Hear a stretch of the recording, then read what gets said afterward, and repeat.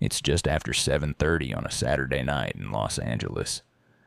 A father pulls into his gated driveway coming home from the gym. He's got a drink in one hand, his keys in the other. His wife is inside the house. So is his 5-month-old daughter and the family's nanny. He has no idea that in the next 10 seconds, his life is going to change forever. Because 2 masked men are already watching him. They've jumped the wall around his property. They're armed, and they're about to rush him at his own front door. What happens next was caught on camera. Every second of it. And what the state of California did to this man afterward sparked outrage across the entire country. This is the story of Vince Ricci, and you need to hear all of it before you decide who was right. Let's get into it. Vince Ricci wasn't some random guy. He was a businessman, an entrepreneur, the kind of man who ran companies and gave back to his city. He founded a children's foundation. He organized massive toy drives for kids in Los Angeles. He openly supported the police. He believed in his community. He also believed in protecting his family. And in California, that's harder than you might think. So Vince did everything by the book. He applied for a concealed carry permit. In Los Angeles, that's not easy. The process is long. It's strict. They make you jump through hoop after hoop. But Vince did it. He got licensed. He carried legally. He never imagined he'd actually need it. Until the night of November 4th. It's evening. Vince has just gotten home. He pulls through the gate of his mid-city neighborhood and walks toward his front door. He's relaxed. He's holding a hot drink. He reaches into his pocket for his keys. And that's when it happens. 2 men come over the wall. One of them sprints straight at Vince from behind. He's got a gun. He grabs Vince's arm. Now, think about that moment for a second. You're standing at your own front door. Your baby is sleeping inside. And a masked stranger with a gun just grabbed you. Most people freeze. Most people panic. Vince didn't. In a split second, he dropped his keys. He threw his hot drink right at the attacker, and he reached for his own weapon. The surveillance video shows it all. Vince pulls his handgun and opens fire. The attackers were not expecting this. They thought they had an easy target. A distracted man, hands full, back turned. Instead, they got a father who was ready to die for his family. The first gunman turns and runs. He fires back as he flees. The second one bolts around a car in the driveway, scrambling to get away. One of them hops back over the wall he'd just climbed. Within seconds, both attackers are gone, vanished into the night. And Vince, he's still standing. No one in his family was hurt. His wife, his daughter, the nanny, all safe inside, completely unharmed. By any measure, this is a victory. A father faced down 2 armed criminals and protected everyone he loved. The system worked exactly the way it's supposed to. Or at least, it should have. Because here's where the story takes a turn that nobody saw coming. The police arrived. They couldn't find the suspects. They took statements. The investigation began. And the footage of Vince fighting back went absolutely viral. Millions of people saw it. He became a national symbol overnight.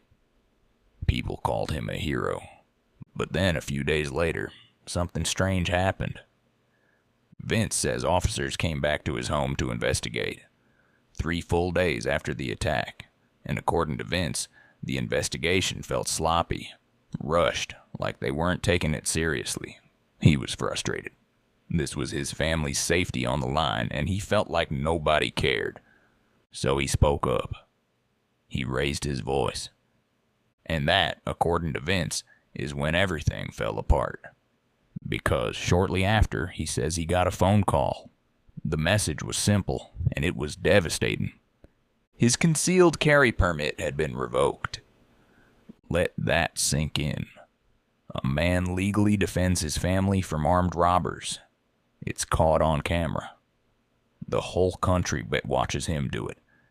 And the response from the authorities was to take away his ability to carry a gun. Vince said the reason they gave him was that he had yelled at the officers who came to his home. That's it. Not because he broke the law during the shootout. Not because the shooting was ruled unjustified. But because in the aftermath of being ambushed at his own door, he got upset with police. Vince was stunned. In a video released with the NRA, he didn't hold back. He said, quote, "After successfully defending my home and my family and my 5-month-old child, California has now decided to suspend my Second Amendment." He said the only two things he could count on that night were himself and his own right to bear arms. And now, he said, even that was being stripped away. The National Rifle Association jumped in immediately. They called the revocation, quote, reprehensible. They said they were proud to have Vince as a member.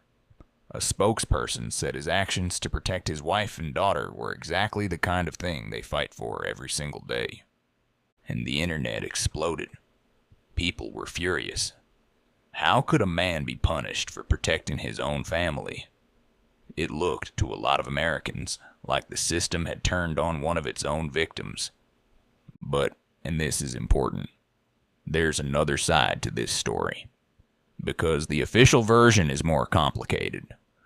The Los Angeles Police Department came out and said clearly they did not revoke his permit. The permit was issued by the Sheriff's Department, not the LAPD.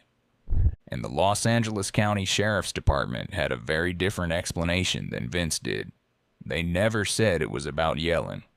Instead, they said Vince was, quote, out of compliance with the rules of his permit. And here's the part that often gets left out. They said his permit could be reinstated almost immediately, as long as he followed the proper protocols and guidelines. So what does out of compliance actually mean? In California, a concealed carry permit comes with a long list of conditions. You can only carry the specific firearm listed on your license. You have to carry the license itself. You can't carry a weapon you're not the registered owner of.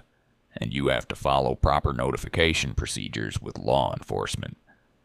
Break any one of those rules, even by accident, and the issuing agency has the power to suspend or revoke your permit.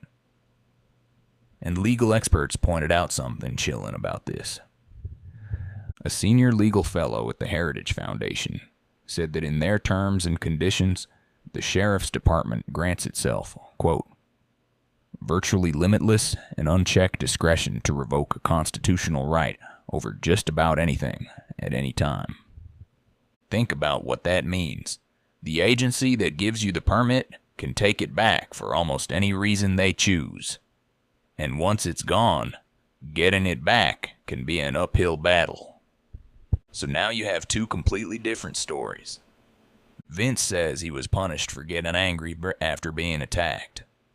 The Sheriff's Department says it was a technical compliance issue that could be fixed, and the public was left to decide who to believe.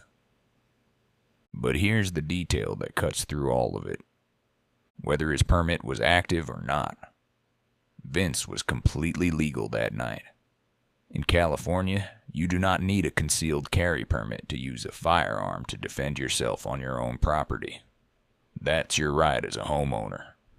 The permit only matters for carrying a hidden loaded weapon out in public, past your own front door. So the shooting itself? Not in question. He had every right to do what he did. The fight was over what came after.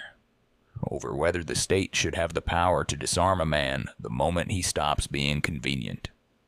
And this is where the story stopped being just about one man. It became about a much bigger question. Because while all this was happening, Los Angeles was dealing with a surge in armed robberies. In just 1 year, the city saw nearly 2,800 armed robberies involving a gun. That's almost 400 more than the year before. Vince said his own neighbors had been victimized. He said he no longer felt like he was walking into his home. He felt like he was walking into a war zone. So here's the question that made this story go viral, and it's the same one I want to leave you with tonight.